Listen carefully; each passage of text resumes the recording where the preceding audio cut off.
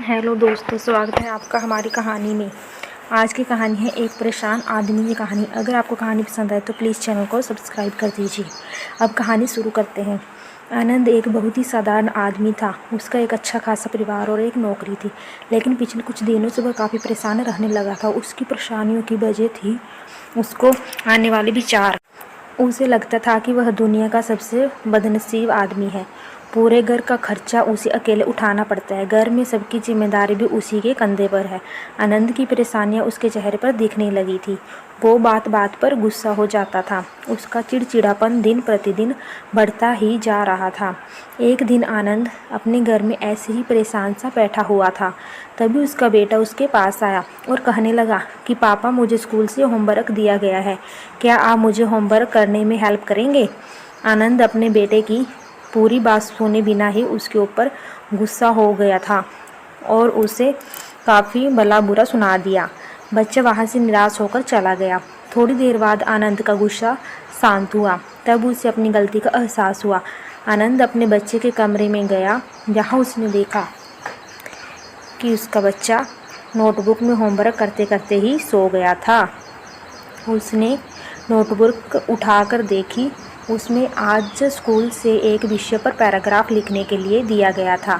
विषय कुछ ऐसा था, ऐसी चीज़ें जो पहले बुरी लगती थी लेकिन होती अच्छी हैं। बच्चे ने एक कुछ पैराग्राफ उस विषय पर लिख लिए थे। आनंद उस नोटबुक में लिखे को पढ़ने लगा। बच्चे ने कुछ इस तरह से लिखा था, मैं उन परीक्षाओं का धन्यवाद करना चाहूँगा जो पहले मुझे बहुत बुरी लगती थी, लेकिन बाद में मुझे समझ आया उसके बाद ही वैकेशन आता है।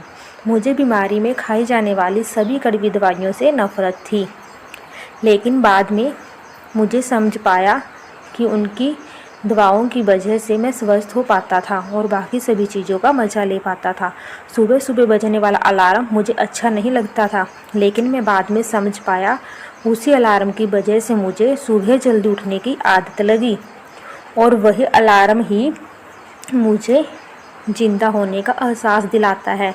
पहले मुझे मेरे पापा की डांट अच्छी नहीं लगती थी, लेकिन अब मैं समझ पाया हूँ उनकी डांट की वजह से ही मैं सही रास्ते पर बना रहता हूँ और अच्छे भविष्य की तरफ आगे बढ़ता हूँ।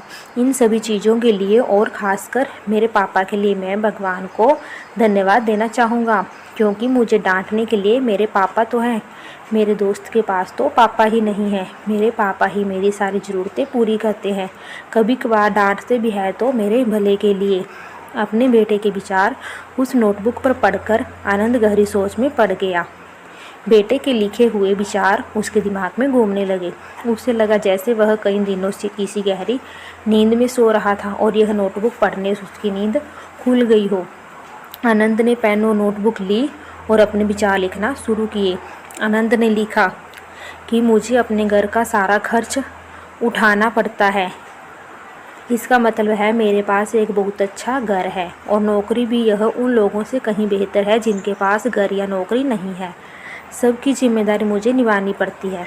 इसका मतलब है मेरे पास अपना एक परिवार है। मतलब मैं उन सभी लोगों से ज़्यादा खुशनसीब हूँ जो अकेले और अनाथ हैं। आनंद ऐसे ही एक के बाद एक अपनी सारी परेशानियाँ लिखता गया और उन परेशानियों का दूसरा पहलू जो कि पूरी तरह पॉजिटिव था।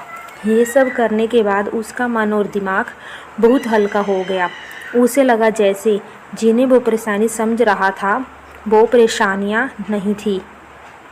दोस्तों, हम में से कई लोग अपने जीवन में घटने वाली हर घटना को नकारात्मक दृष्टि से देखते हैं और हमेशा दुखी रहते हैं। हमें हर समस्या या परेशानी को सकारात्मक दृष्टि से देखना चाहिए। जिस दिन से हम ऐसा करने लगेंगे उस दिन से हमारी हर समस्या गायब हो जाएगी।